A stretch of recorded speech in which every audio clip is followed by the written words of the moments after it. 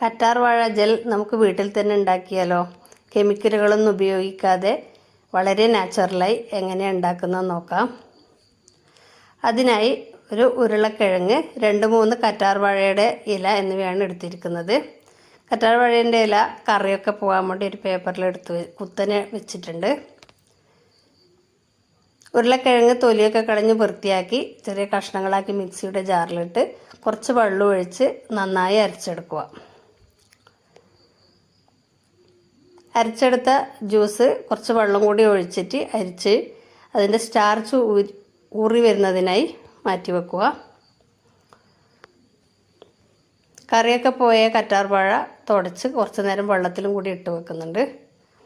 ഒരു 10-15 മിനിറ്റ് കഴിയുമ്പോഴത്തേക്ക് ഉരുളക്കിഴങ്ങിൻ്റെ വെള്ളം ഇങ്ങനെ തെളിഞ്ഞ് വന്നിട്ടുണ്ടാകും. അത് ഊറ്റിക്കളഞ്ഞ് വീണ്ടും വെള്ളം ഒഴിച്ച് ഊറാൻ വെക്കുക.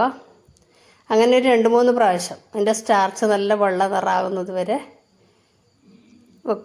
വെച്ച് ഊറ്റിയെടുക്കുക. കറ്റാർ വാഴയുടെ ഇല നന്നായി കഴുകി അതിൻ്റെ 2 വശത്തെ മുള്ള് കളഞ്ഞ് അതിൻ്റെ പൾപ്പ് വേർതിരിച്ചെടുക്കുക.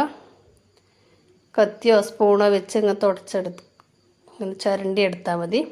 അങ്ങനെ എടുത്തത് വെള്ളത്തിലേക്കാണ് ഇടുന്നത്. അതിൻ്റെ ആ വഴുവഴുപ്പൊക്കെ മാറണം. കറ്റാർ വാഴ അലർജി ഉണ്ടാക്കുന്നതാണ്, ചൊറിച്ചിലുണ്ടാവും. അപ്പോൾ ഇത് നന്നായി കഴുകി വൃത്തിയാക്കി എടുക്കണം. എൻ്റെ വഴുവഴുപ്പ് കണ്ടോ, അത് മാറാൻ വേണ്ടിയാണ്.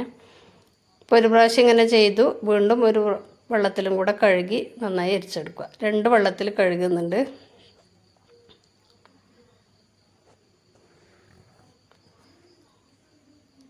കഴുകി വൃത്തിയാക്കിയത് വീണ്ടും അരിച്ചെടുത്ത് മിക്സിയുടെ ജാറിലേക്ക് ഒഴിച്ച് അരച്ചിട്ട് അത് അരിച്ചെടുക്കുക.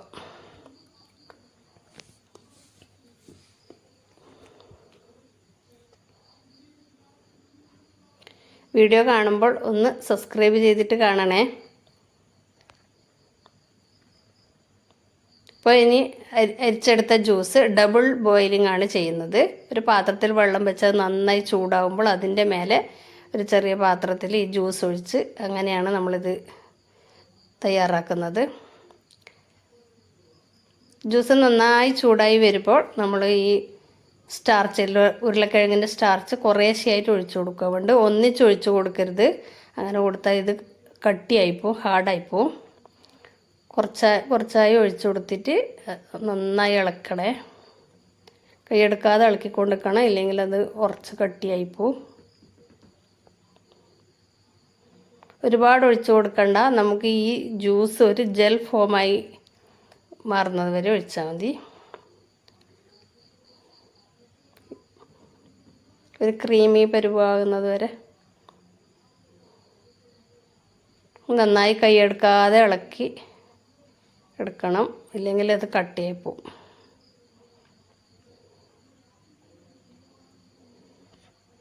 ഇതുപോലെ ഒന്ന് ഉണ്ടാക്കി നോക്കിയിട്ട് നിങ്ങൾക്ക് ഇഷ്ടപ്പെടുകയാണെങ്കിൽ ലൈക്ക് ചെയ്യാനും കമൻറ്റ് ചെയ്യാനും ഒന്നും മറക്കല്ലേ. നിങ്ങളിത് ഉണ്ടാക്കിയിട്ട് നിങ്ങളുടെ അഭിപ്രായം എന്താണെന്ന് അത് അറിയിക്കണം. ഇത് നമ്മുടെ നാച്ചുറലായ കറ്റാർ വാഴ ജെല്ല് റെഡി ആയിട്ടുണ്ട്. ഇനി ഇതിലേക്ക് ഞാനൊരു വിറ്റാമിൻ ഇ ക്യാപ്സ്യൂളാണ് പൊട്ടിച്ചൊഴിക്കുന്നത്. അത് നിർബന്ധമില്ല, ഉണ്ടെങ്കിൽ ഇട്ടാൽ മതി, അല്ലെങ്കിൽ കുഴപ്പമൊന്നുമില്ല, അങ്ങനെ ഉപയോഗിക്കാം. വിറ്റാമിൻ ഇ തൊലിക്കൊക്കെ നല്ലതല്ല, നമ്മുടെ സ്കിന്നിനൊക്കെ വളരെ നല്ലതാണ്. അപ്പോൾ അതുകൂടി ഒഴിച്ച് നല്ലോണം ഇളക്കി മിക്സ് ചെയ്ത് എടുക്കുക.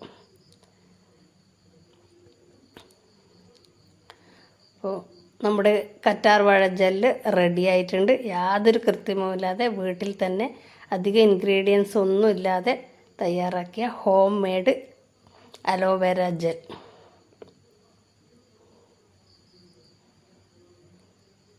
ഒന്ന് ലൈക്ക് ചെയ്തേക്കണേ. Thank you.